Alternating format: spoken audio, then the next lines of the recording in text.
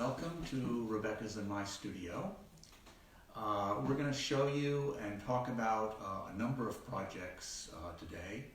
We're going to start with our most recent collaboration, Brooklyn, the City Within, which was published in September and is also now an exhibition at the Museum of the City of New York. We're going to start with that, and then we're going to go through a number of other projects, and at the end we will have a Q&A in which we will answer some of the questions that some of you people have sent. So now, in the spirit of collaborative filmmaking, I am going to take over the iPhone from the other cinematographer, and we're going to talk more generally about the Brooklyn project. So, as you can see up here on the walls, we have here the layout of the entire Brooklyn book on the wall. This is the way we work on books generally. We use these magnetic walls. We leave prints up there for a period of time. We move them around, play with them, often as long as 6 months and sometimes significantly longer. We find that, one of the greatest helps in editing work is time. Time gives you the perspective and distance to be much more objective and much tougher on one's own work. This particular project, Brooklyn, the City Within, began about 6 years ago when Rebecca and I realized that for the next chapter of our lives, we were probably going to leave Brooklyn. And we thought, what better way to do it than to do a creative project and do a book on Brooklyn. And in doing so, we decided that we would simply follow our respective passions and obsessions. So, as many of you know, for many years I've photographed in a multitude of different cultures all over the world. And I've been particularly intrigued by places where by the sort of borders and the edges of society. The US-Mexico border, Istanbul, which is a meeting point between Asia and Europe. And of course, Brooklyn is an incredibly diverse community, culturally and ethnically. And so on some level, there are all kinds of different borders that exist in Brooklyn. So in photographing Brooklyn, I ended up, among other things, photographing Mexican Brooklyn, as you can see in this picture, or Chinese Brooklyn in this picture. But there's also often a little bit of a twist. The Chinese here are in a Columbus Day parade in front of a Walgreens. Or here we have this boy during the Caribbean Festival of Juve. He's got face paint on, traditional mask, but then he's actually on the back of a U-Haul truck. So, in many ways, what I ended up doing in Brooklyn, in many ways, mirrored what I've been doing for many, many years, photographing a variety of cultures, except that in this instance, instead of using an airplane, in Brooklyn, I was simply using the subway. And then from here, we move to the middle section of the book, which is Rebecca's work, and she's going to talk a little bit about it. Yes, so I decided to photograph the 3 green spaces near where we live in Park Slope. So those included Prospect Park, this one and the one below it, as well as this one. Greenwood Cemetery, as well as the Botanic Gardens over here. And I also wrote about my own inner landscape. So because these green spaces are located in the heart of Brooklyn, we decided to put them in the middle of the book, in the center of the book. And so in some ways, my section is kind of like the green city within the city, within the city. And so from the end of Rebecca's section, this picture from night, we then move directly back into work all over the borough.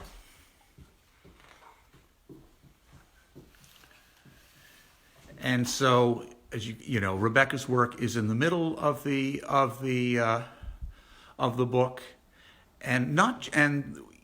the book is actually constructed to reflect that. So we have this picture of mine towards the end of my first section, this picture of Rebecca's.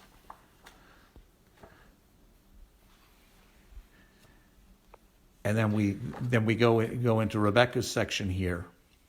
So if you look at the side of the book, you'll see that her work has a different trim size. So on some level, it's almost as if her work is a book within the larger book. One of the things about a really interesting designer is that very often the design reflects the concept of the book. And that's certainly true with this design of David Chicke's. So now we're going to go over and we're going to look at a few prints. As I mentioned before, there's currently an exhibition of the work at the Museum of the City of New York. These are two pictures of mine, Williamsburg at the top, Park Slope at the bottom, two pictures of Rebecca's here, Mute Swan at the top, Shimmering at the bottom. Unfortunately, of course, due to the coronavirus, the museum is currently shuttered. It shut down 2 days after the opening of the show. However, they expect to open it again sometime during the summer. And on top of that, the exhibition has been extended well into next year, into the spring of next year. So that's positive. Now I think we're going to turn around and Rebecca is going to read a piece, one of the pieces that run through the body of her section of the book. Yes, so each of the text pieces accompanies a photograph. The one I'm going to read, Mute Swan, accompanies this photograph of a mute swan.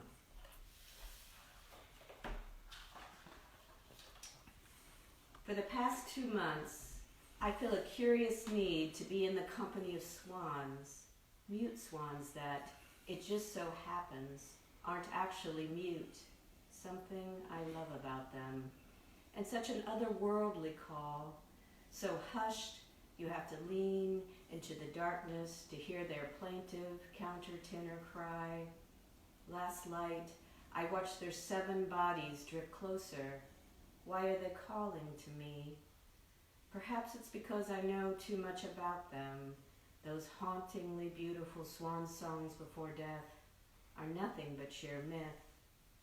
Or is it the fact that 2 people I love are dying so quietly that each time they call, I hear between their words that same Baroque minor key? So now we're going to try to answer some of your questions. The first one comes from Sean Corcoran, who's the curator of prints and photographs at the Museum of the City of New York. His question, he was also the curator of the Brooklyn show. What different considerations do you make when exhibiting a body of work as opposed to laying out a book? Well, one of the things about a book is that one is tremendously concerned, specifically with the sequence, how the pictures move from one to another, how they're juxtaposed.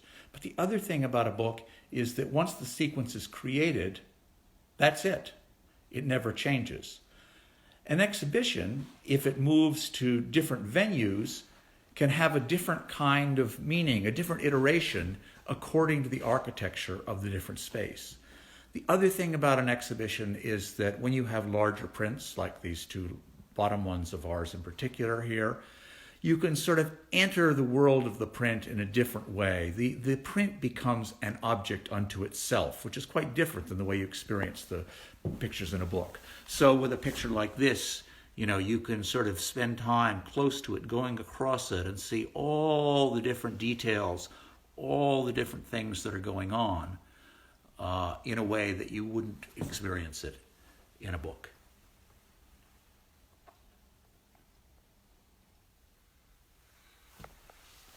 I think we're going to go on to the next question. The next question is from Denise Wolfe, senior editor at Aperture, and she was the editor of our Brooklyn book. As two street photographers, what are you working on these days during the coronavirus? Okay, I'm going to hand the phone over to the other cinematographer here. Thank you. Okay, well, both of us are working on a number of things here. We're photographing some, but we're also looking at comparatively recent work as well as older work. And one of the things that I've done, I've been looking at this. This is a book called Dislocations, which came out 22 years ago. It was a limited edition book. Only 40 copies were created. And it came in this sort of wonderful box that opens like this, and like this, and like this. And then it's an accordion fold book, so it goes like this. And, I call this Dislocations because these pictures are dislocated on multiple levels. Certainly geographically, they're from lots of different places. This is from Ohio, above Ohio. It's on an airplane above Ohio. Here we're in New York City. Here we're in Madrid. Here we're in Munich. This is one of the most dislocated pictures. And these pictures, they're not just dislocated geographically, they're dislocated sometimes psychologically, emotionally, visually. There's something often a little enigmatic about them. Here's a picture from Sevilla, Spain. Another one from Madrid, one from New York. And so what I've been thinking actually here, while we're in this state of dislocation, as it were,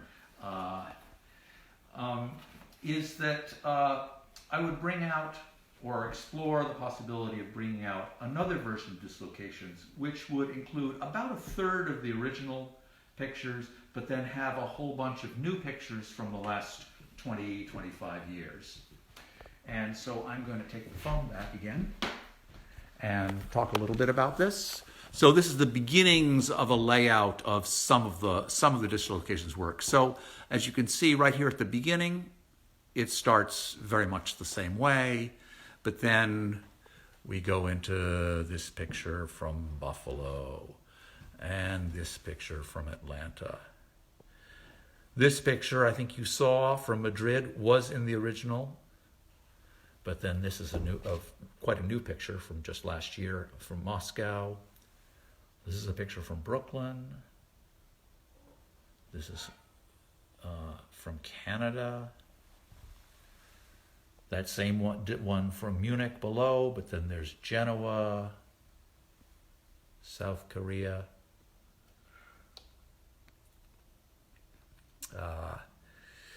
Paraguay, Nagorno-Karabakh. So that's something that I'm sort of playing around with while we're in this state here of sequestration. Over here is another project, actually in terms of photographing, a more recent project. For the last 6 years, I've been photographing a variety of different American cities. So up top there is Houston. Middle one is Queens, Indianapolis at the bottom. That's Galveston, Texas, Pittsburgh. At the top there is Atlanta. And this is a project that started off, I thought maybe I was doing a project in the Rust Belt. I'd photographed in Indianapolis and Cleveland. Then I met a Nigerian woman from Houston who told me what a Nigerian population existed in Houston. So I went to Houston, I ended up taking this picture, and that really transformed the project. So now I'm sort of been going all over. I've gone to probably 12 to 15 different cities. I think the question at the moment, of course, with a project like this is what happens in the future, at the when things open up from the coronavirus, and I just don't know. Anyway, and now we're going to go look at a project of Rebecca's. This is the most imminent project, the one we're most excited about at the moment. This is Rebecca's book, Night Calls, which is coming out this fall, and she's going to talk a little bit about it. Yes, it's going to be coming out from Radius Books. So let me tell you a little about the project itself. For the past 6 years, I've been retracing the route of some of my 100-year-old country doctor father's house calls through the same rural county where we both were born, Rush County, Indiana. Echoing his work rhythms, I've been photographing predominantly at night and in the early morning. When many of us come into the world, my father delivered some 1,000 babies, and when many of us leave it. So in many of the photographs, the people that you see, my father delivered, or they're their children or their grandchildren. Accompanying the photographs are about 20 handwritten text pieces, all addressed to my father. Taken together, they create a series of letters told at a slant.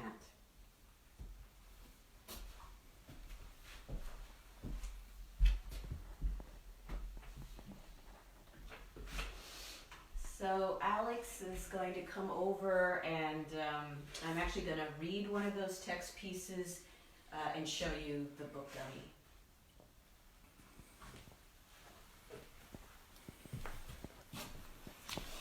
So this is a handmade book dummy from one of the patient logs, the kind that my father used. This is actually the first year that he practiced, 1953. And he recorded all of his office visits and all of his house calls. You taught me to accept whatever came to the door, a bushel of corn, 2 porterhouse steaks, a bag of bittersweet horehound candy, your favorite, and the suffering each of us carry, sometimes nearly hidden, except for something about the eyes. How heavy this homemade lemon pie, with its mountains upon mountains of meringue.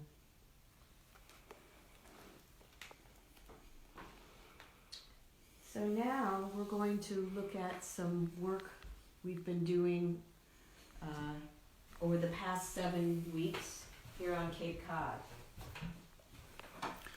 So this is a picture of mine along the beach of Wellfleet Harbor at low tide. As you can see, it's very, very different than most of my work.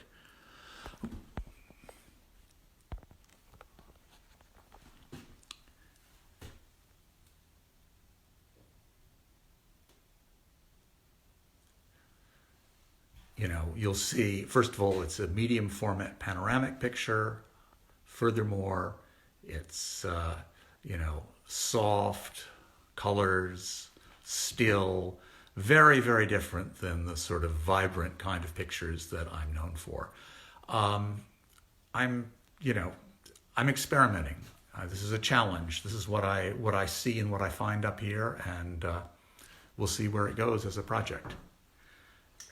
And so this is my view from my writing room. I've never in the past felt a need to photograph, but lately I've been so distracted by the news, most distressingly by the loss of a friend to this dreaded disease, that I found I can only write in fragments, if at all.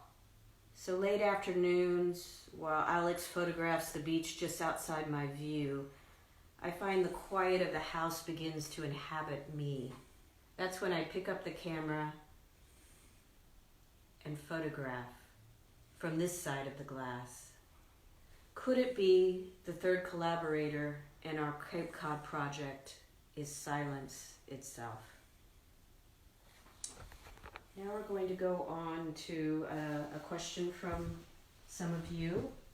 The first question it was asked in slightly different ways from two people, from Maca from Chile and Palo from Peru. How does a project emerge and grow? Which comes first, the concept or the images? We're passing the iPhone over again. Okay. Well, we're going to talk about two really very different books that evolved in very, very different ways. So I'm going to start by talking a little bit about this book of mine, my second book, Under a Grudging Sun, which is a book exploring the world of Haiti from 86 to 88 during a very tumultuous period of history. This did not start out as a book idea. It started out as an experimental trip to take a look at Haiti and see what it looked like after the downfall of Baby Doc Duvalier. And really at the time, I was working largely on a series of photographs in Mexico. And as I went to Haiti and then came back and went back again, I found that Haiti seemed so urgent. It pushed Mexico out of the way, and I didn't do a Mexico book for many years later. So, and it's a book that starts out with pictures that are fairly timeless.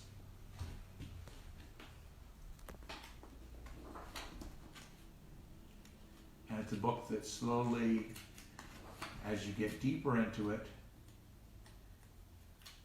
its emotional notes begin to change.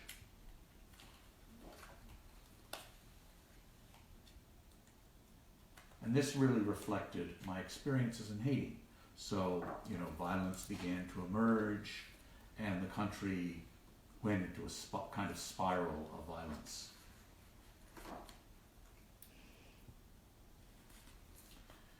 And so, as I said, I didn't really think of this initially as a book. Then, even once I did, after the elections of '87, when the elections were smashed by paramilitary gunmen, then I went back and thought, no, maybe I won't do a book. This somehow, why do a book about this terrible thing that's happened? And then some months later, I came back to it. So there was this, sense of sort of fits and starts about whether this would even be a book at all.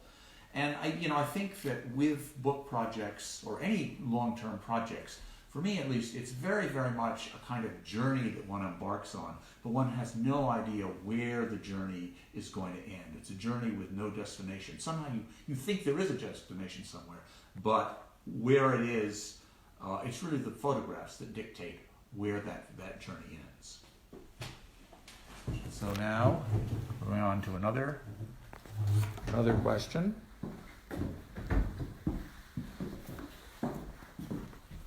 Or actually, an extension of the same question. Oh, yes. For me, Night Calls is a very different kind of book in that the concept came first.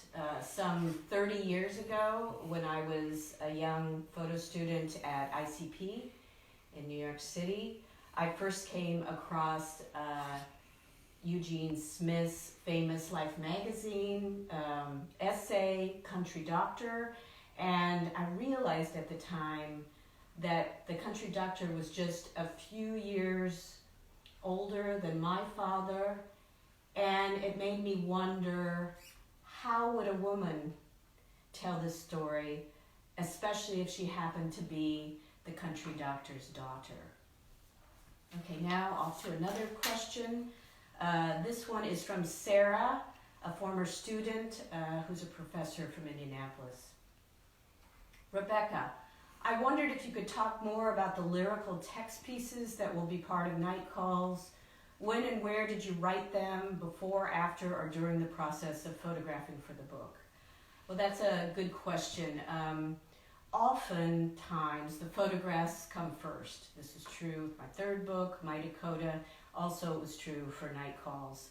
What was different about Night Calls is that I found often the first lines of many of the text pieces arose from the rhythm of walking along Blue River Road on the floodplain where my father as a young boy walked and where 4 generations of our Quaker family also walked.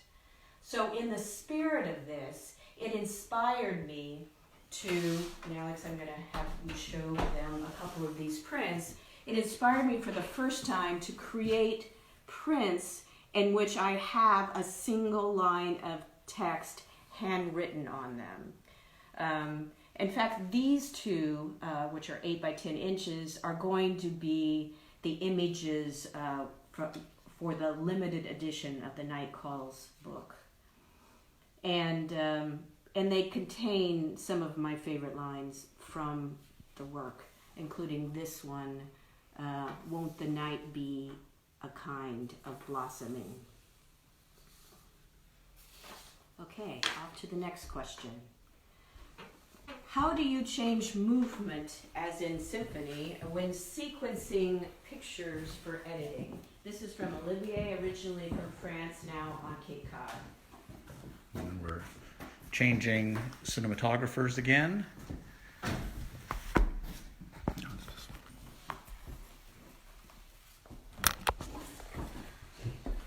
So we're going to use the Brooklyn book again, as that seems, this particular question seems particularly apt, since this is a book in 3 movements. So if we look at the end of my first section, you'll see rather dark pictures. We even go into night.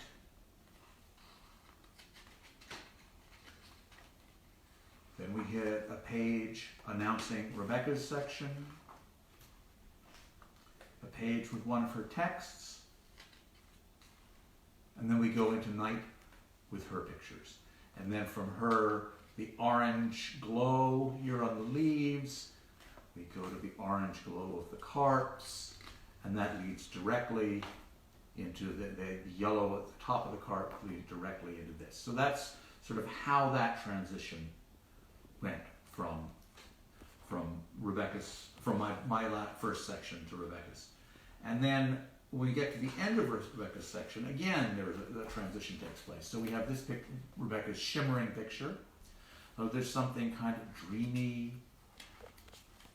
There's kind of a sense of this sort of reverie that one might go into in the parks as a contrast to the intensity of the urban streets. This being the last picture of Rebecca's section. Then we have a page announcing my last section, as well as an old map of streets.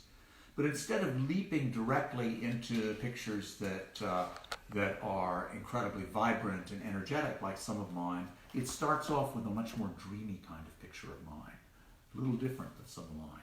And then it slowly builds. So it goes from that to that, and to that. And ultimately, it goes to that. And you ultimately end up with that, which of course is back to that sort of intense level of energy. So we have another question. Yes.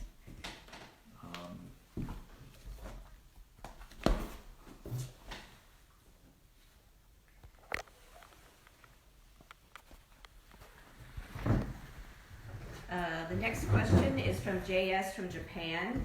Do you think street photography will be even more difficult now that societal norms have changed due to the virus? Well, certainly in the immediate future, things are definitely going to change a lot. And I feel it specifically in relationship to thinking about these new pictures of mine from cities. Some of them, such as this one from Queens, I suppose a picture like this could be taken in the near future, particularly if this woman was wearing a mask. But certainly something like this, picture from Indiana, when there's social distancing, you're not going to have photographs like that. Interestingly enough, this picture from Galveston actually does include someone in a mask. But, I have no idea exactly what's going to happen with regard to, photographing on the street how things will go. I mean, it's really very unpredictable. I do think that, street photography is very much a record of a time in history. So whatever those photographs are that come out, they will very definitely be a record of a particular time. If streets are deserted, that will be interesting to see. But as I said, I have no idea. Remember that the Spanish flu of 1918 was followed by the Roaring Twenties, so go figure. Okay, the next question. No, I'm going to do one more thing here. Oh, sorry. That's all right. So the other thing I thought I'd mention is that different kinds of projects just aren't going to happen certainly in the current situation or the immediate future. I mean, something like dislocations. This top picture, that's from Tokyo. The next one's from Mexico. That's from Ecuador. That's Mexico again. That's Madrid. That's New York. That's Moscow. That's Madrid again. Clearly in a world dominated by lack of travel, this kind of project's not going to see the light of day for a while. Okay.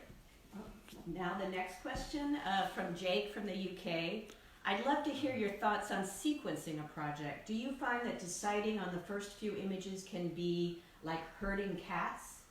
Okay, so now we're going to go over back to the table and we're going to herd some cats.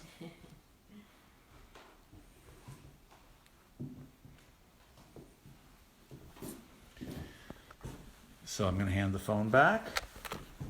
So we're going to start by talking of the beginning of this book, Violet Isle, which was Rebecca's and my first collaboration, came out in 2009. It's a book about Cuba.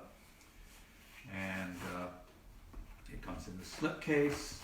And there's this wonderful French fold so that you see the totality of Rebecca's picture. So, this book starts out with this picture of Rebecca's. There's something a little enigmatic about it. This pigeon looks like it's just left the egg, just laid an egg. And it's in these slightly muted blue-gray tones. And you go from that picture of Rebecca's to this picture of mine. And it too there's something odd and enigmatic about this boy. He looks like he's coming out of a hole, even if in fact he's just got a black shirt on and he's twisting his head around. So there's something a little enigmatic, a little surreal about these pictures, something or other that I think establishes a kind of tone, an emotional and a visual tone that permeates this book.